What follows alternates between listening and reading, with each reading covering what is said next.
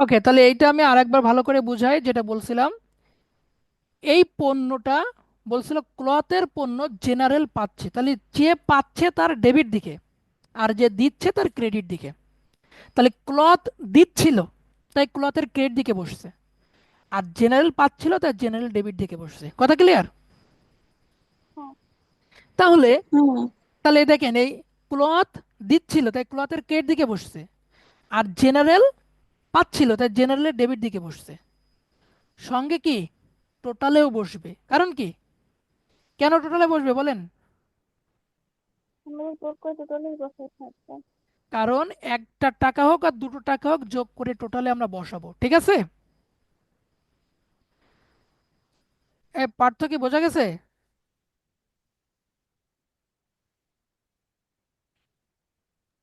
পার্থ না কি নাম? পার্থই তো, পার্থ দাদা। কই সে? আছে, পার্থ আছে তো। পার্থ শুনতে পাচ্ছ? হ্যাঁ ভাই, শুনতে পাচ্ছি, আমি ওকে, একটু বাইরে আছি। এটা কি বোঝা গেছে তাই বলো। হ্যাঁ ভাই, বুঝছি। ওকে, নেক্সট আমরা, এবার আমরা আসি।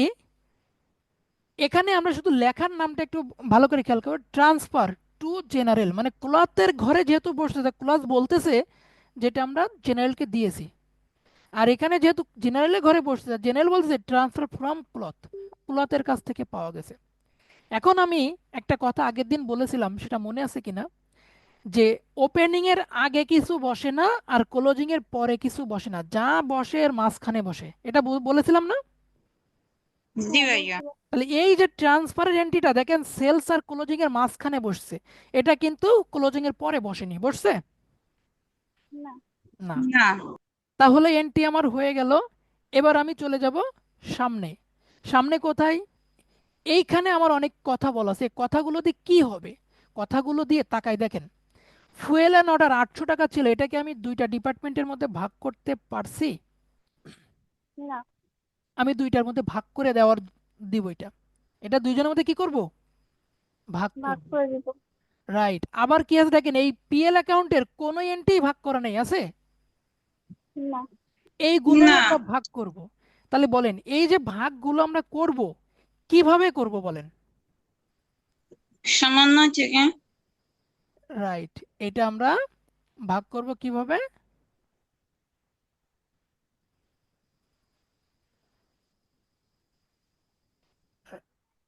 আচ্ছা, এটা মনে হয় যোগফল।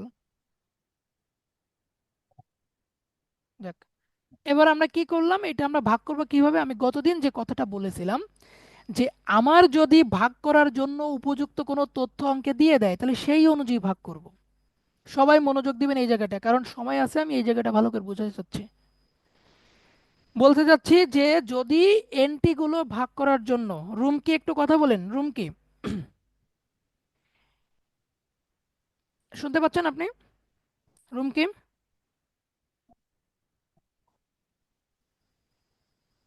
রুম কি আছে তো? শুনতে পাচ্ছেন?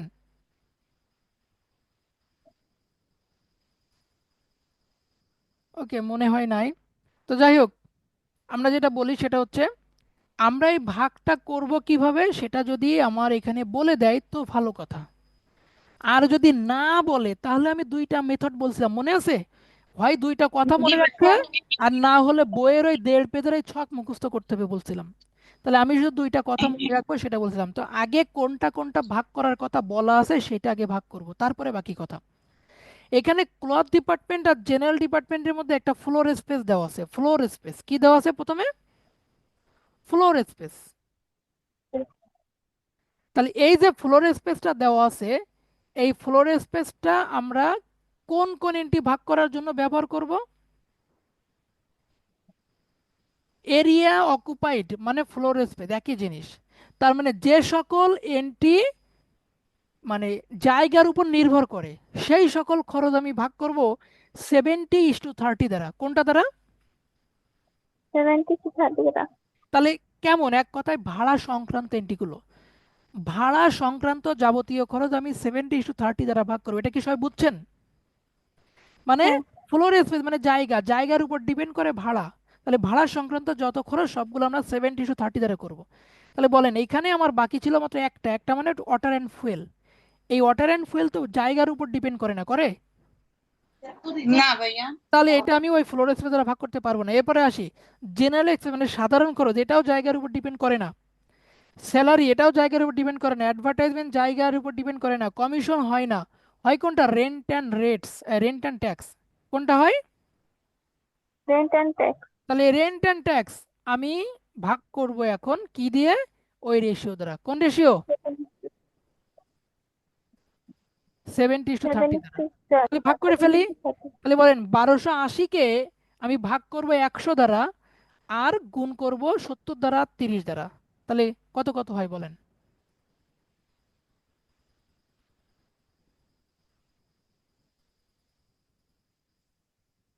কত হয় বলেন?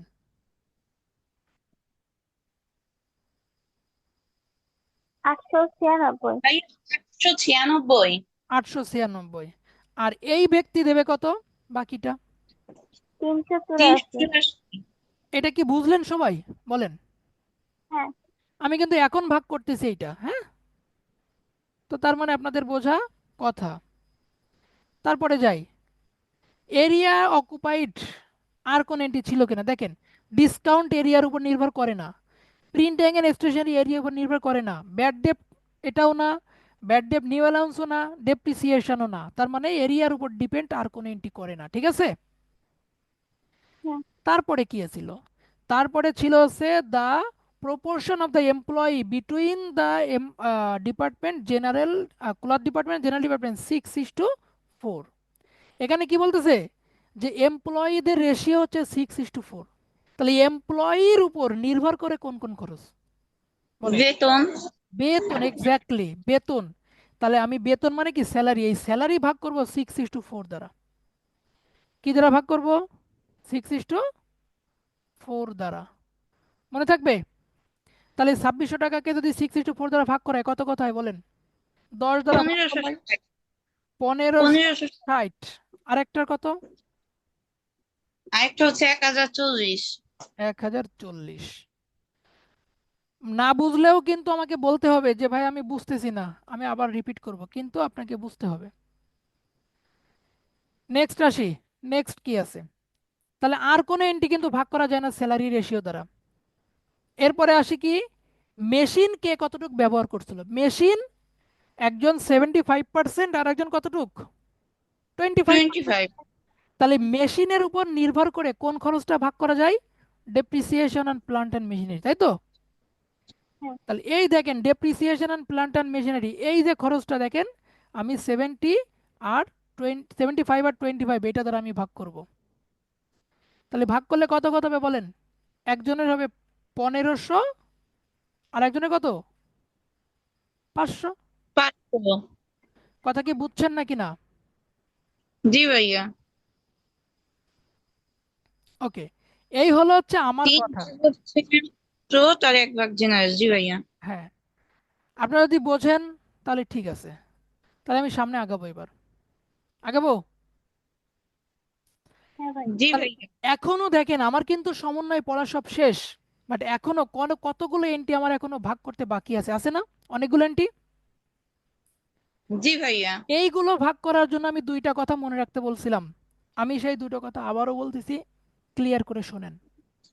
প্রথম কথা, যদি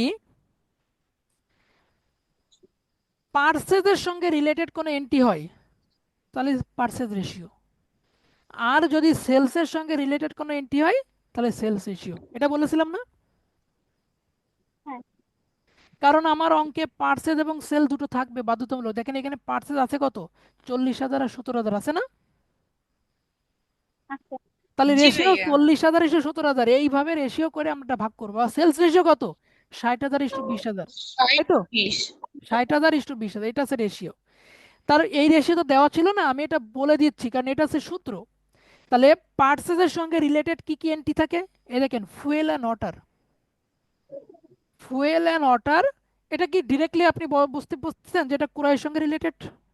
বলেন, এটা কি হ্যাঁ। ক্রয়ের সঙ্গে বোঝা যাচ্ছে নাকি না? জি ভাইয়া, জ্বালানি তো করার সাথে। জ্বালানিতে ক্রয়ের সাথে এটা আমরা ডিরেক্টলি বুঝতে পারি না। যদি বলতো ক্রয় পরিবহন তাহলে বুঝি।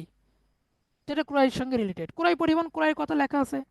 আর ওয়েজেস, মজুরি, সেটা অনেক সময় বোঝা যায়, অনেক সময় বোঝা যায় না। ধরেন বোঝা গেল না, জ্বালানি আর এটা আমরা পানি, আরেকবার বুঝতে পারি। হ্যাঁ ক্রয়ের সঙ্গে রিলেটেড, এটা বোঝা মনে করেন যাচ্ছে না, তাহলে আমরা দেখে আসি বিক্রয়ের সঙ্গে রিলেটেড আর কি কি আছে কিনা। এখান থেকে জেনারেল এক্সপেন্স, এটা কি বোঝা যাচ্ছে ক্রয়ের সঙ্গে না বিক্রয়ের সঙ্গে? না, বিক্রয়ের সঙ্গে। কেন জেনারেল এক্সপেন্স আপনি বিক্রয়ের সঙ্গে কি করে ইয়ে করতেছেন? জেনারেল মানে সাধারণ ব্যয়ের সঙ্গে বিক্রয়ের কি সম্পর্ক? কোনো সম্পর্ক আছে? না, আচ্ছা, স্যালারি না ওয়েজেস তো হয়ে গেছে। অ্যাডভার্টাইজমেন্ট বাট আর বিক্রয়ের সঙ্গে। পরোক্ষ খরচ, পরোক্ষ তো ভাইয়া বিক্রয়ের আমি সাথেই। আমি যে কথা বলছি সেটা মনোযোগ দিয়ে শুনতে হবে কিন্তু। আমি কিন্তু দুইটা মেথড বলছি, আমি জাস্ট এখনো পর্যন্ত একটা মেথড নিয়ে আসি। কোন মেথড নিয়ে আসি? কোনটা ভাইয়া? এটা। আমি বললাম ক্রয়ের সঙ্গে রিলেটেড হলে ক্রয়ের রেশিও, সেলসের সঙ্গে রিলেটেড হলে সেলস রেশিও।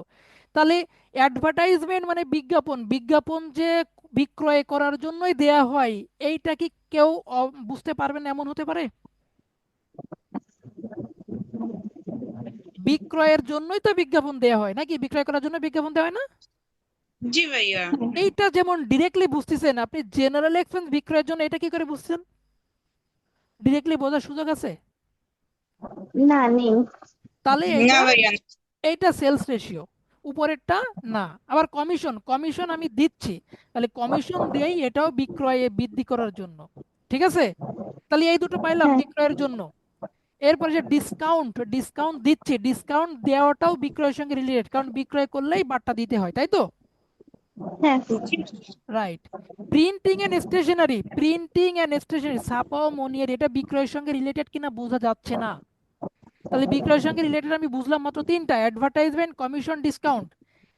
এই দেখেন ব্যাড ডেপ্ট আর ব্যাড ডেপ্ট নিউ অ্যালাউন্স, এ দুটোও বিক্রয়ের সঙ্গে। কারণ কারণ কি, বাকিতে বিক্রয় করলে হয় দেনাদার, আর সেই দেনাদারের টাকা যখন আদায় করতে পারি না তখন তার নাম হয় ব্যাড ডেপ্ট, তাই তো নাকি?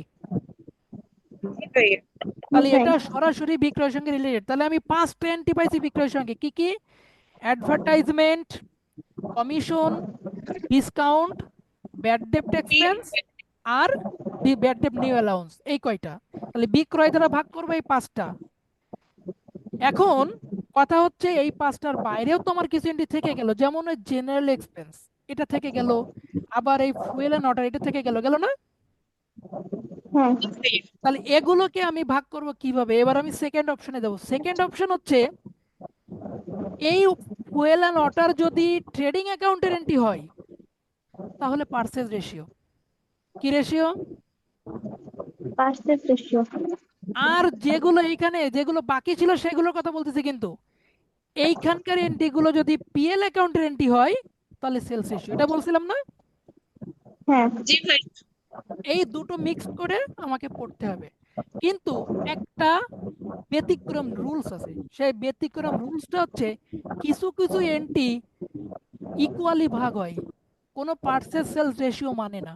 কিছু কিছু এন্ট্রি, সেই কিছু কিছু এন্ট্রিটা কি আমি একটু বলে দিচ্ছি। কিছু কিছু এন্ট্রিটা হচ্ছে জেনারেল এক্সপেন্স, সাধারণ খরচ; সান্ড্রি এক্সপেন্স মানে বিবিধ খরচ; আদার এক্সপেন্স মানে অন্যান্য খরচ; মিসসেলেনিয়াস এক্সপেন্স মানে বিবিধ খরচ। এই নামগুলো শুনছেন? মানে এক কথায় বাংলায় যদি বলি, বিবিধ খরচ বা অন্যান্য খরচ যদি হয় তাহলে সেটা ইকুয়ালি ভাগ করে দিতে হয়। কি বলেছি বলেন? বিবিধ খরচ হইলে সেটা ইকুয়ালি ভাবে ভাগ করতে হবে। এবার আসেন সমন্বয়ে, এইখানে আমি লিখছি একদম, এই 2 নাম্বারটা পড়েন।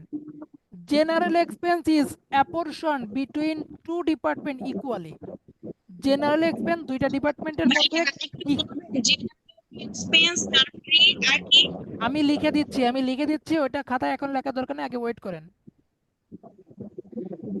ঠিক আছে, কি কি আমি আবারও রিপিট করছি শোনেন: general expense, miscellaneous expense, other expense, various expense, sundry expense. মানে এক কথায় বাংলা যাকে বলা হবে বিবিধ খরচ বা অন্যান্য খরচ, তাকেই আমরা কি করব, ইকুয়ালি ভাগ করব। ঠিক আছে, তাহলে আমি এই 2 নাম্বারে, আচ্ছা কার এখান থেকে সাউন্ড আসতেছে? মুক্তা। এবার আসি, তাহলে জেনারেল এক্সপেন্স আমরা ভাগ করব ইকুয়ালি, এই কথাটা কি ক্লিয়ার সবার কাছে? জি ভাইয়া। আমি সেই কথাটা, এই দেখেন অ্যাজাম্পশন দিয়ে আমি আগের দিন বলেছিলাম আমার নিচে কিছু অ্যাজাম্পশন লিখতে হবে, আমি কোন খরচটা কাকে কি দ্বারা ভাগ করতেছি। তাই আমি লিখে দিয়েছি জেনারেল খরচ ইকুয়ালি ভাগ করব। তাহলে বলেন এখানে জেনারেল এক্সপেন্স 720 টাকা ছিল, ইকুয়ালি ভাগ করলে কত হয়? 360 টাকা করে না? কত করে হয়? 360, বুঝছেন নাকি? আচ্ছা, এরপরে এরপরে আর কি ছিল? এরপরে আমার এখানে প্রিন্ট, প্লান্ট। দেখেন ও প্রিন্টিং এন্ড প্রিন্টিং। স্টেশনারি এটা বাকি ছিল, তাহলে এইটা তো ইকুয়ালি না। তাহলে এটা যেহেতু পিএল অ্যাকাউন্টে আছে, তাহলে এটা সেলস অনুযায়ী, এটা কি অনুযায়ী?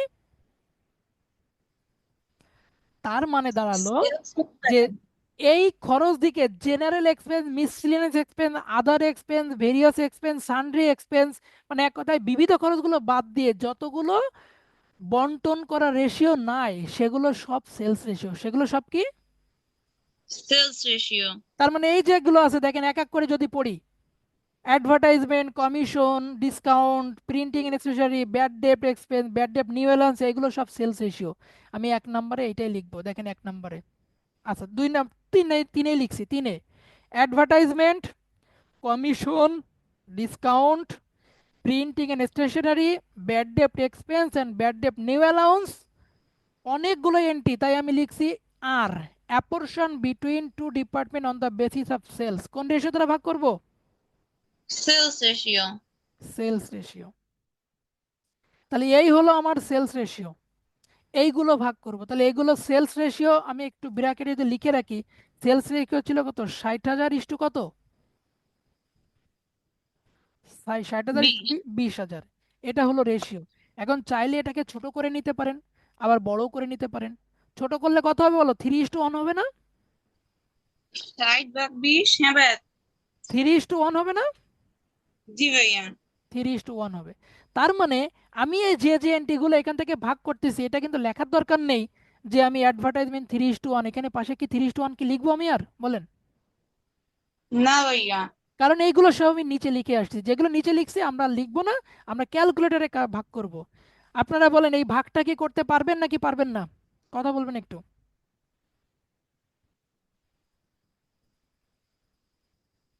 আমি আর একটা জি ভাই, দেখাই, পারা যাবে। যদি এটা 3:1 দ্বারা করি, তাহলে এটা হবে কত? 200, না, কত হয়? 320, 320, আরেকটা কত? ও 3 ভাগ না 4 ভাগে ভাগ হবে, 360 আর 120। ঠিক আছে? ঠিক আছে তো? ভাইয়া ওই যে 4 ভাগের 3 ভাগ দিলে নাকি ওকে 1 ভাগ, আর যদি হ্যাঁ 60,000 ইস্টু 20,000 হয় তো ওইটা ভাগটা কি 80,000 দিয়ে ভাগ করতে হবে আগে? হ্যাঁ হ্যাঁ, 80,000 দিয়ে ভাগ করতে হবে। 80,000 দিয়ে ভাগ করে পরে ওইটা 60,000 দিয়ে গুণ দিব, ওইটা 20,000, এইভাবে না? এইভাবে এইভাবে, রাইট। তাহলে এটা কি ঠিক আছে? দেখেন তো আমি ভাগ করছি ঠিক আছে কিনা। ডিসকাউন্ট, জি ডিসকাউন্ট ভাইয়া। 200, তাহলে এতে এখানে কত হয়? 150 আর 50, 150 আর 50। প্রিন্টিং 600 টাকা, তার মানে কত? 450 আর 150 না? জি ভাইয়া। তারপরে ব্যাড ডেপ্ট 264কে ভাগ করলে কত হয়? নিচেরটা তো পারা যাচ্ছে 360, নিচেরটা 360 আর 120, উপরেরটা কত বলেন তো একটু? ভাইয়া 198।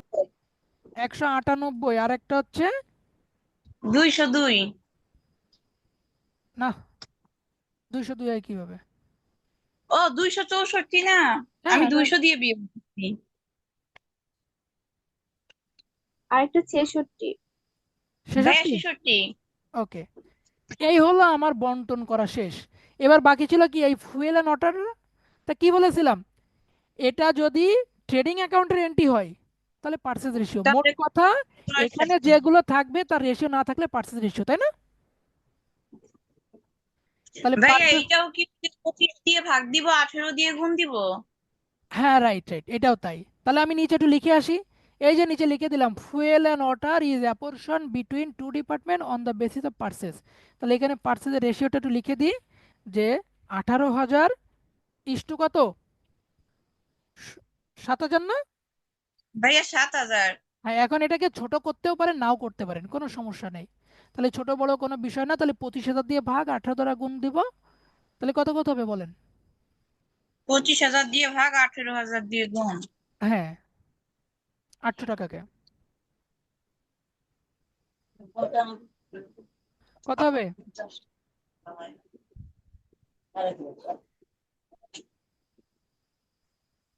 কত হয় বলেন? ভাইয়া 576। 576।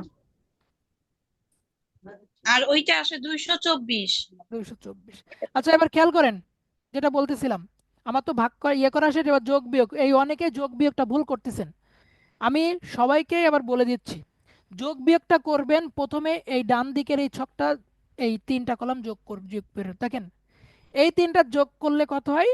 71,000, 77,100 টাকা, 26,000 টাকা আর 1,03,100 টাকা। এখন যদি এই যোগফলের টাকাটা আমি বাম পাশে বসালাম বাম পাশে, এই বসানো থেকে আমি উপরের টাকাগুলো সব বাদ দেবো। দেখেন এই 77,100 থেকে এই উপরের গুলো সব বাদ দেবো, দিলে হয় 11,739 টাকা। আর 26,000 টাকা থেকে আমি এই উপরের গুলো সব বাদ দেবো, দিলে হয় 91 টাকা। দেখেন যেটা লাল কালি দিয়ে লিখছি। আবার কি, 1,03,1 টাকা থেকে 100 টাকা থেকে বাদ দিলে হয় 11,000 কত, 830 টাকা। তাহলে এই হলো আমাদের গ্রস প্রফিট। এর নাম কি? Gross profit. তাহলে গ্রস প্রফিটটা যাবে কোন জায়গায়? বা ট্রান্সফার হবে পিএল অ্যাকাউন্টে। তাহলে এই দেখেন, এই এই দেখেন ডান দিকে gross profit transfer to PL account লিখছি, ট্রান্সফার ফ্রম ট্রেডিং অ্যাকাউন্ট, এই পিএল অ্যাকাউন্টে লিখলাম gross profit transfer from trading account. এই সেই এখানে যে কয় টাকা ছিল আমার লাভ, দেখেন আমি সেই কয় টাকা লিখছি। ঠিক আছে কিনা? জি ভাইয়া, এখন এইগুলা বিয়োগ আবার। এইবার আমি এইগুলো যোগ বিয়োগ করব। তাহলে দেখেন আবারও আমি একটু দেখাই, আমি যখন যোগ বিয়োগ করব, এইখানে কি হচ্ছে, এইখানে ডিপার্টমেন্ট বি তে একটু খেয়াল করেন, ডিপার্টমেন্ট এ বি দুটোই আমি দেখাই তাহলে বুঝবেন। ওকে, খেয়াল করেন, ডিপার্টমেন্ট এ তে সবাই মনোযোগ দিচ্ছেন তো নাকি? ডিপার্টমেন্ট এর যোগফল 11,739 টাকা, দেখতে পাইছেন? জি ভাইয়া। এইটাই আমি বাম পাশে বসালাম, এটাই কোন দিকে বসালাম, বাম পাশে বসালাম। এখান থেকে আমি উপরের এইগুলো সব বিয়োগ করলে এখানে হয় কত, 5,785 টাকা। কত টাকা হয়?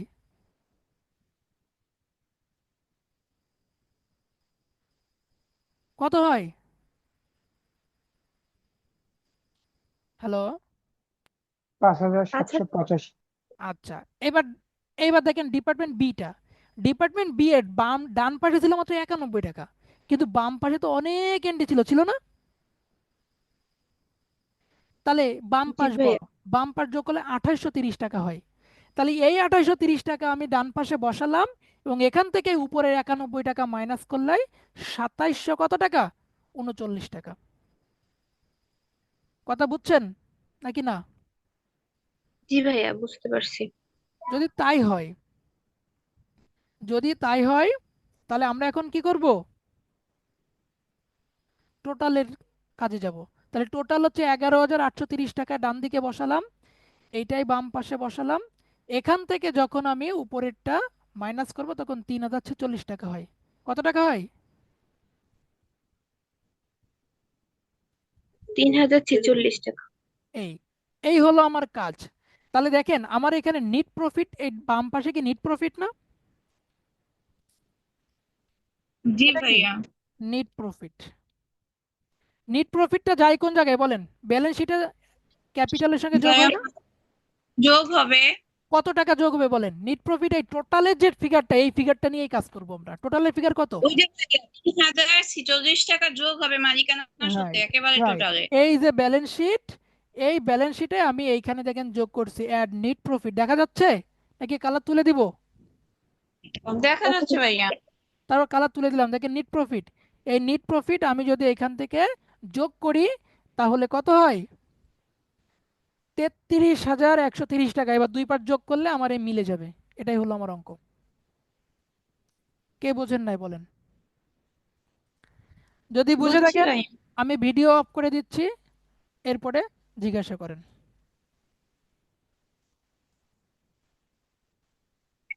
ভাইয়া